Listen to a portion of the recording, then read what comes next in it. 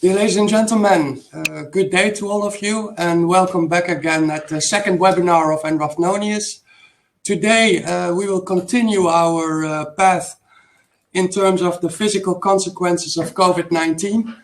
And today we will ask ourselves the question, after ICU discharge, what is next?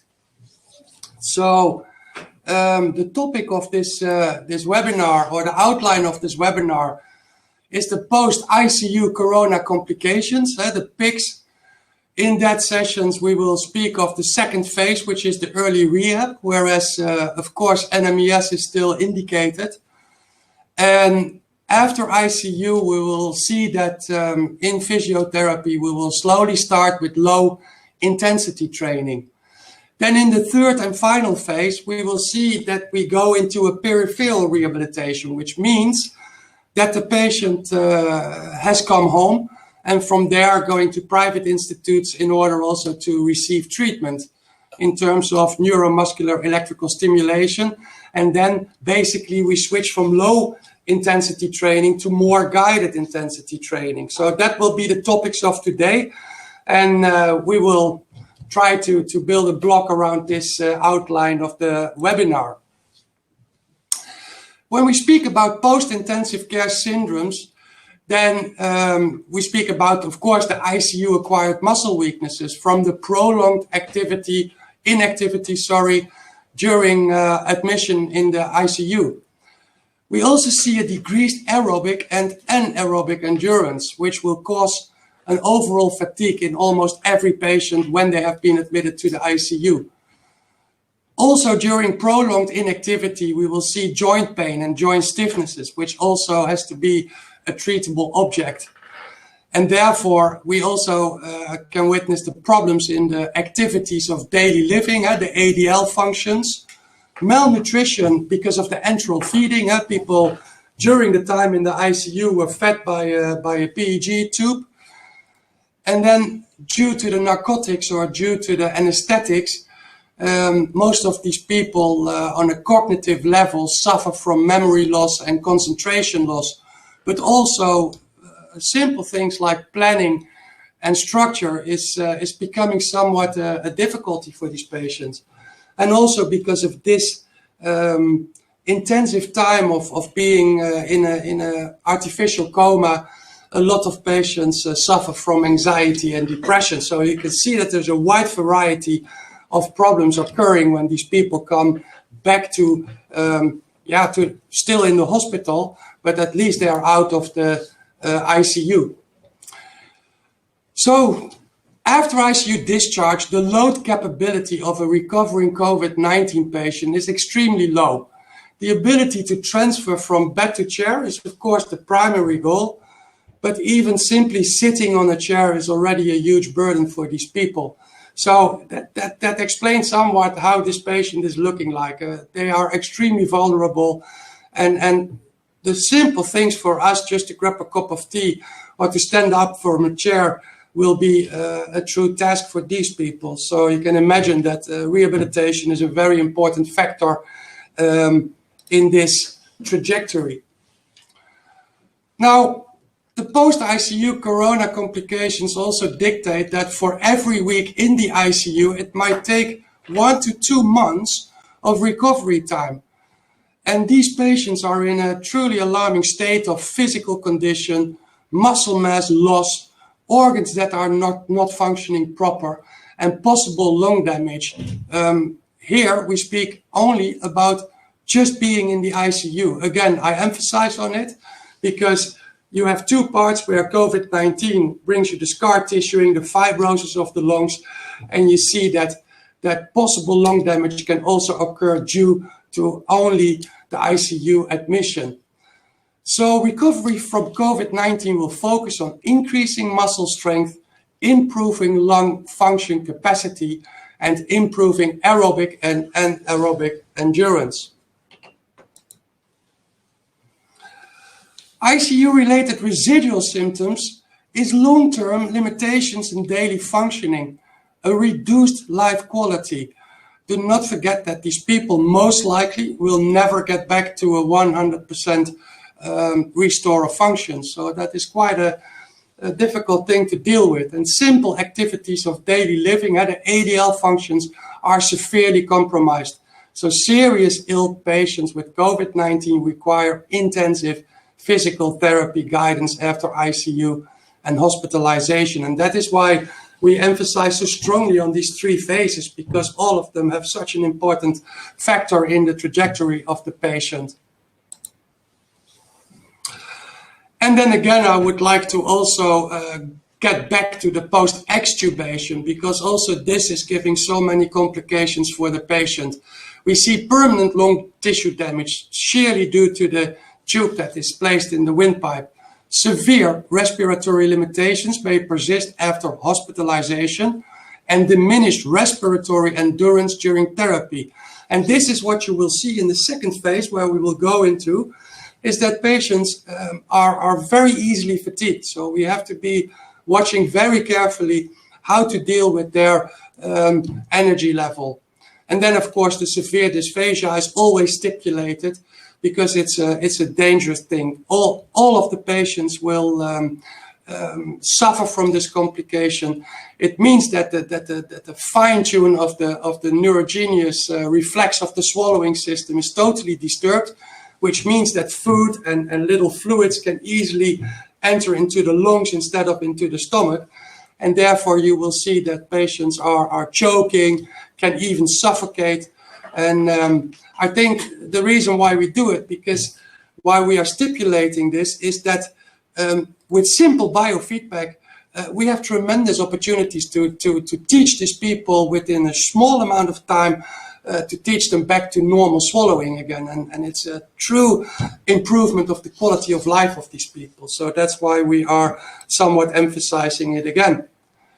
Yeah, and then we come back to our treatment timeline. This is always the red thread in our webinars. We discussed the intensive care part, and then the second phase is the early rehab. And when you look at the time frame, then even in the early rehab, people are hospitalized, which means that they are not at home. And we can also see that this trajectory, which is a difficult word, is still weeks. So they still have to stay in the hospital for weeks. Muscle stimulation is indicated, as well as the startup of the low intensity training. So patients are still in the hospital, and we know by now that the patient load capacity is extremely low. And when you look at the possibilities in terms of training, then I think in this phase it's also extremely important that prior to training we need a couple of measuring instruments in order to give a sort of set point. Where is my patient? In what phase? How far can I go in exerting this patient? And therefore in Holland we see a couple of very pragmatic instruments that can help you to get a clear view on what you can do with the patient. First of all, it's the saturation. I think we all know what saturation is. We put an infrared light through the finger, and it gives us the possibility to somewhat measure the uptake of oxygen in the blood. Normally, in a healthy situation, the saturation is a percentage of 99. And when it falls below 95, then we should start to watch out a little bit. So the saturation gives you a good view on how much oxygen is taken by the patient. Another good point with the saturation is that most of the machines will give you also a very thorough heart rate. And in that sense, you have double checks where you can see how your patient is doing in terms of heart rate, but also oxygen uptake. Now, another thing that is used in Holland, and I would be interested if any of you or any of your clients or physios are using these kind of scales. In Holland, we use the Borg scale quite a lot. This is a 15-point scale used to assess subjective experiences during physical stress. What does that mean? The physiotherapist decides in this phase an amount of exercises, and for every exercise he lets the patient decide whether it's very easy or very, very difficult.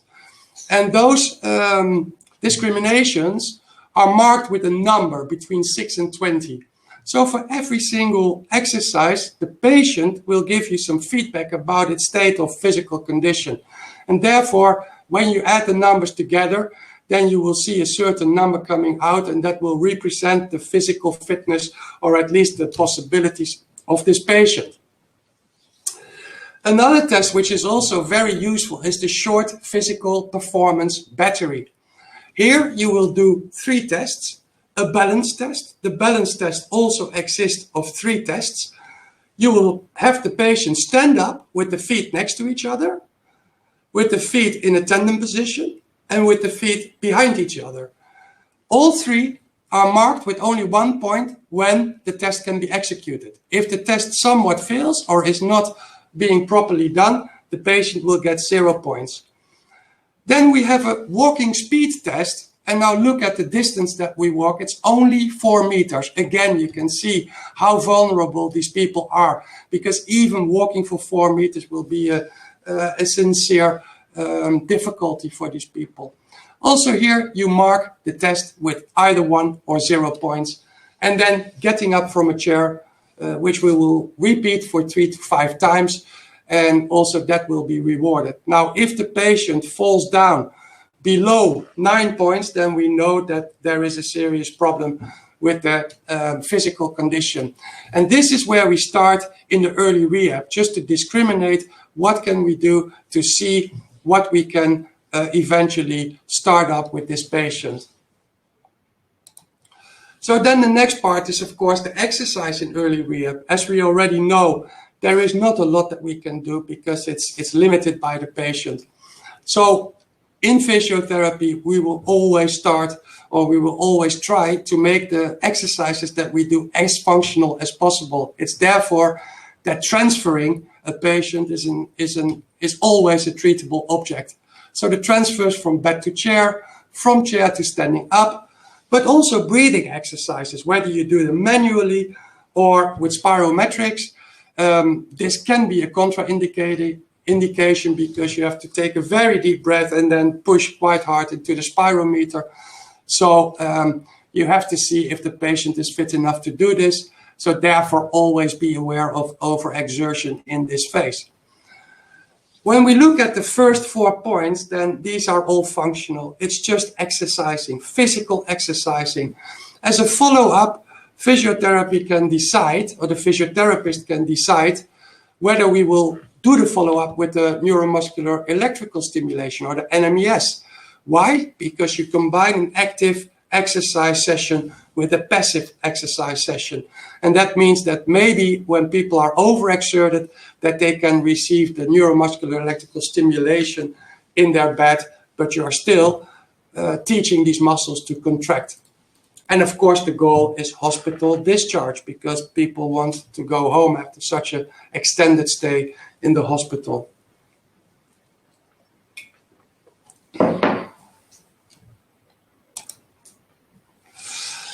And that brings us back to the final phase, the peripheral rehabilitation. In peripheral care services, and this can take months to years, that's why we show it. You can see that the total path of the patient to walk is more than a year, and that is quite bothersome, of course. And also here, we will all the time probably follow up with muscle stim, with NMES, but then we switch from the low intensity training to the guided intensity training. The exercise after hospital discharge is in the peripheral care. The patients are mostly back home, and the course of rehabilitation will take place in the outpatient clinics, in the private institutes, or even at home if the patient cannot transport. The goal of the treatment is obviously to come to a functional level of ADL, activities of daily living. We still have most likely a muscle weakness, so NMES is indicated as already spoken. And here we go to the guided intensity training, which obviously will be an ideal choice for the medical training therapy. Besides that, we need not to forget that aerobic and anaerobic endurance is an object. Joint pain and stiffness can never be neglected because you will not be able to go into a medical training therapy phase when these are still occurring. Dysphagia should be a treatable object when it still is a problem, and the post-COVID-19 complaints in general, because no patient is the same, so everybody will come from the ICU to the second to the third phase on its own conditions. So we need to look what can be done with the patient and to come to a proper treatment strategy. Okay, ladies and gentlemen, this was the first part of the webinar where we discussed the second and the third phases. Now, I think you see in your screen that there is a moment for questions. We will now check if people are coming in order to ask the questions. And the thing is with the first webinar is that because it's an online media, we will take a little bit more time to have people coming in. We see one coming in now, and that is Shah Bilal from Pakistan. Good afternoon, Bilal. It's good to hear from you. It's good to hear from people from Karachi. So if you come in, then let us hear your voice. Yes.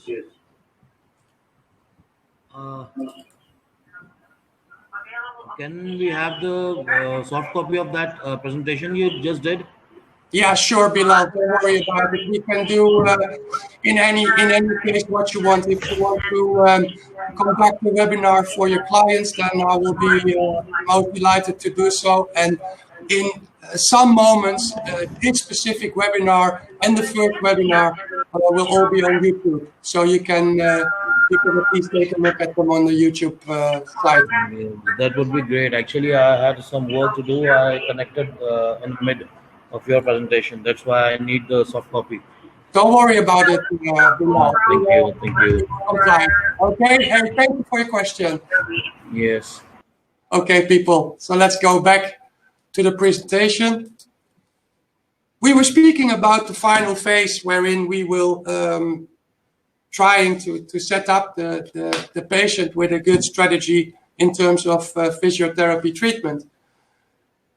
I am working now at Enraf-Nonius for 13 years, and I think the strategy that we are keeping is quite thorough. So in that sense, when we define medical training therapy, then there is nothing more to do than to restore the functional capacity.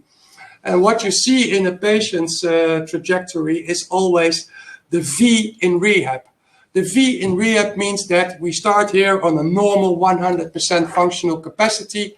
Upon an event of injury, you will see that in the acute phase, the functional capacity sinks down and goes to a low. And that, of course, means that treatment has to start. And in that time, you will see that the treatment and the follow-up must come back to a normal situation. So basically, we try with our treatments and with our strategies to restore the functional capacity, hopefully to 100%, which is unlikely to happen with the COVID-19 patients that suffer from 3 weeks in the ICU. But of course, we must do what we can. And then I would like to emphasize that Enraf-Nonius is a company that has been on the market for such a long time. And of course, we have a variety of active rehabilitation products. And I think it's now a good moment to emphasize a little bit on these products, because the difference between fitness and medical training therapy is quite severe. And a lot of people, sorry for saying it, but I traveled the world quite a bit, and I see a lot of machines in the world where people are doing rehabilitation with fitness machines, but do not forget that fitness machines are for healthy people. And I think it's particularly Enraf-Nonius is making specific products for rehabilitation. Products that have a patient-specific program on every individual patient. Physical performance can be measured, can be improved and monitored. And when you can monitor, then you can see improving. It's optimal fine-tuning for very weak people. Clinical testing on performance and execution. We can do the test, but then we can also do the training schedules, and we can check compliances. trend reports and statistics, so that the group of products make it possible to share your knowledge with the speech pathologists, with the occupationals, with the doctor who is in charge, etc., etc. And I think one very important thing is that all are medical products, so designed for patients. Again, it's a very important thing. And then simple and efficient chip card technology with N-Train makes it possible just to run through the area of exercise to go from chip card to station to station. You do not have to stack weights. You do not have to change anything. The machine will totally follow up on your individual program. So I think for these particular patients, where you have such a vulnerable group of patients, this might be an optimal feature. The video comes in. Yes, so we have a sort of Enraf-Nonius gallery. So these are the products, of course, for all the lower and upper extremity, for the core, and then, of course, also for the cardio machines. Here you see the squat, of course, for the lower extremity, for the higher extremity, or for the upper extremity, we chose for the EN-TreeP pulley just to display. And then, of course, our cardio machines that are all designed for patients and not for healthy people. And all these machines will be programmed by the N-Train software. They will fall under the umbrella of the N-Train software. So this gives you the possibility to really work on a almost evidence-based level.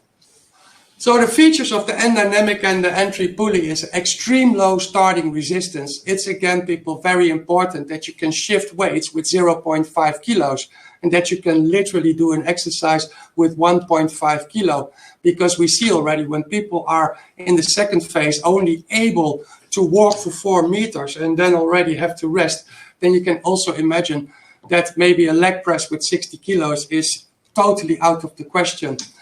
The pneumatics of the machines will show no inertial forces. That means that over the complete range of motion, the resistance will always be the same, which is very good in terms of patient treatment.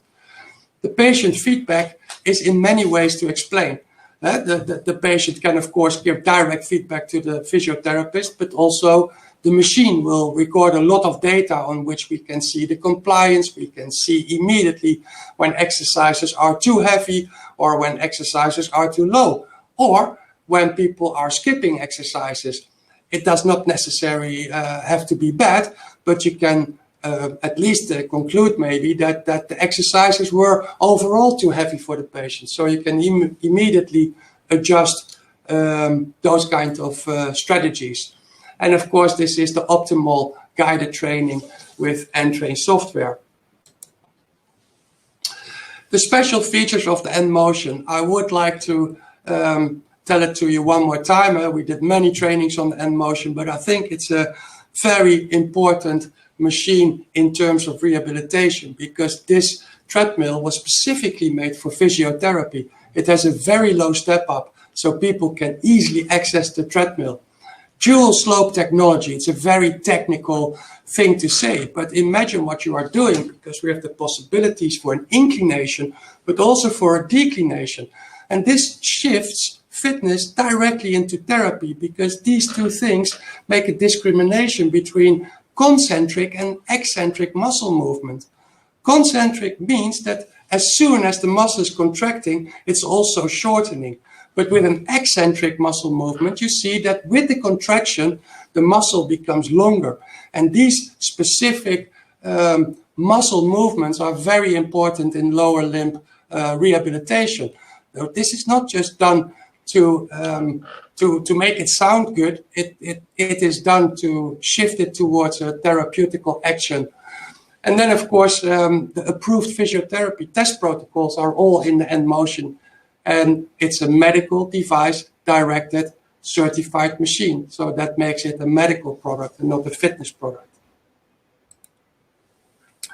The same with the bike Reha. I think most of you, you are all partners of Enraf-Nonius. I think the bike Reha has a couple of very solid advantages. One of the best, I think, is that the station is open between the steering and the saddle, which means patients can to shift themselves into the bike Reha without climbing over a closed station. And in that sense, they can take all that time to enter the bike. And that is a good thing also for injured people. And then, of course, with the tests specifically for COVID-19 rehabilitating patients, I think in number of appearance or in number of importance, we can speak of the STEEP REM test. I think after discussion with also our physiologists here, I think it's fair to say that the STEEP REM test might be the best test on the bike Reha to do for the COVID-19, because it is an exertion capacity test, and it also takes a look at the submaximal exertion and the VO2 max, but it's a low burden test. That means that it's only 3 minutes of exertion and you get a lot of data back there. The same is with the 3-minute test. It's a very short test. You do not get so much data as from the STEEP REM test, but it's a very simple monitoring-based test. Then the last two, the 12-minute test and the VO2 max test, the Astron test, they might not be indicated in the first part of the final phase. But upon releasing the patient from the peripheral centers, it might be nice to do these tests, because you can really somewhat see if people have a better respiratory system and if they improved in that during the therapy. So all these tests are on a medical level, which means that in every way you can keep a close watch to your patient, which is, I think, a very important thing with these patients. And then everything, like we all already discussed, falls down under the umbrella of the EN-Train software. And the good thing is that, it's always very important that you can collect your data, that you can do your testing, that you can execute your training in a way that that you can always share the knowledge with your doctors or with your other physios or the other people from the physical medicine department. So we see an objective testing of the status of the patient, a design goal-oriented personal exercises, individual personal training programs, guide the patient through the exercise room, supervise and adjust the training program. And of course, the trend reports and statistics will always give you the data to see the improvements of the patients. So just take a look, because I think it's fair to say that we can also advise in simply building and simply advising in how should the center look like. So from very simple, we can make it to a virtual reality where it's even difficult to see whether it's animated or real.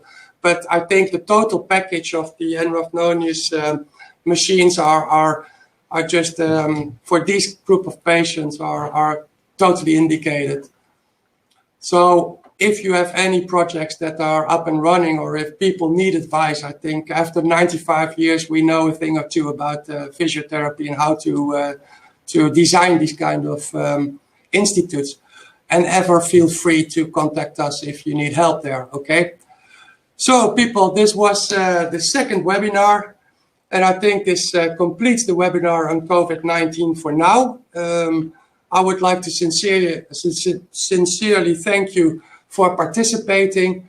It's been a fantastic experience to do these kinds of multimedia things.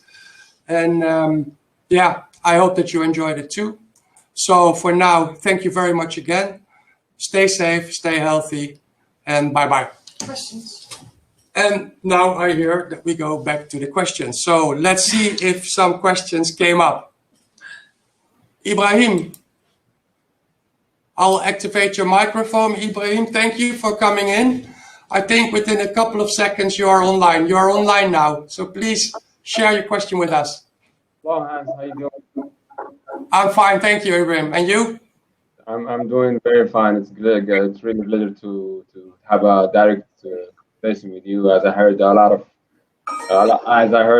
of things about you from my colleague Hamza, as she visited you earlier last year. Thank you, Ibrahim. I will get to the question directly.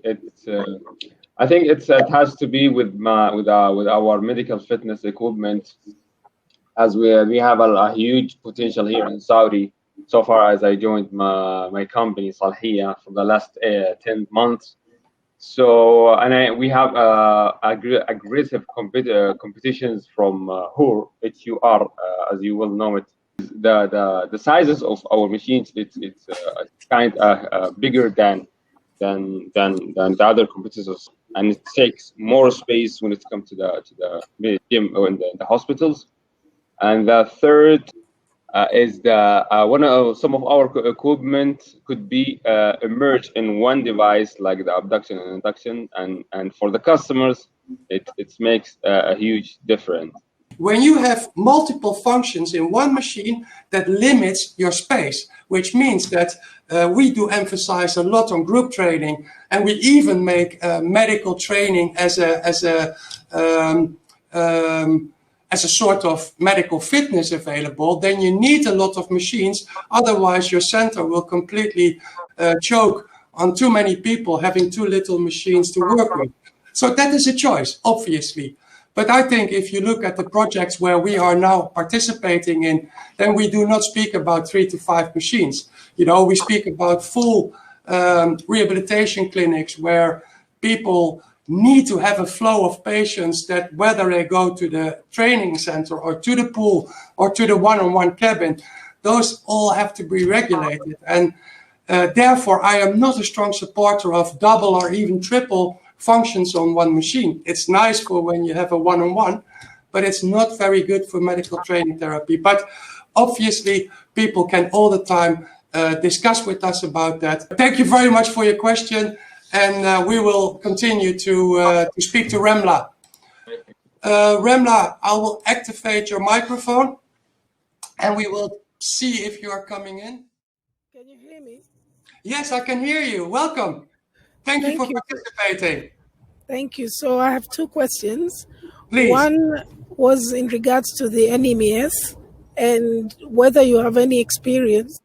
So do you find that you use NMES mainly for lower limb stimulation, or you find this is for COVID patients, of course, or whether you find you also use it for upper limb muscles? The thing is, ma'am, is that within the scope of physiotherapy possibilities we have with these people, is the lower limb, of course, very important, because the most of the transferring will be from bed to chair or from chair to toilet, etc. Which means that the lower limb is very important in the anti-gravity activities. And in that sense, we will focus a little bit more on the lower limb, but you can also imagine with take a patient group like the stroke patients, which have a hemiplegic paralyzation, then for sure you will also shift to the upper limb. But I think in the COVID-19 patients, due to the extended stay and at the ICU and the muscle loss in that time, I think in the first moments the lower limb electrical muscle stimulation will benefit a little bit in terms of making the transfer going easier. So that would be our choice. Okay, thank you very much. My second question was in regards to the bike. You did mention that you can do several tests with it, and one of them was the 12-minute test. Mm-hmm. And I just wondered, do you have background or baseline data that you can compare with? So when you do your test and the results that you get for that particular patient, would you be able to sort of assess and say, okay, this patient is operating moderate capacity or really low capacity based on data that you already have, or do you use it more or less to assess their baseline and then over time you see that they're improving? With the 12-minute test, I need to check that thoroughly. But normally with the steep ramp test and specifically with the Astron test, we have a huge database on the level of physical exertion. So in that sense, I would not immediately choose for the 12-minute test in terms of COVID-19 rehabilitation. It is how do you say that? It is a recognized test for many Western societies of physiotherapists, for physiotherapy. So in that sense, yes, it's a common test. But if you really want to screen the patient on performance and compare that to data that is already known, then maybe the steep ramp test on the bike and the Astron test is maybe preferable. Of course, if you want to know the level of fitness, then you can also use the 6-minute walk test, which is ideal on the treadmill for these kind of patients. Okay, thank you very much. Thank you so much. That's the end of my questions. Okay, have a nice day. Thank So you. if there are any more questions, then I would like to thank you very much again. Stay safe, stay healthy, and bye-bye.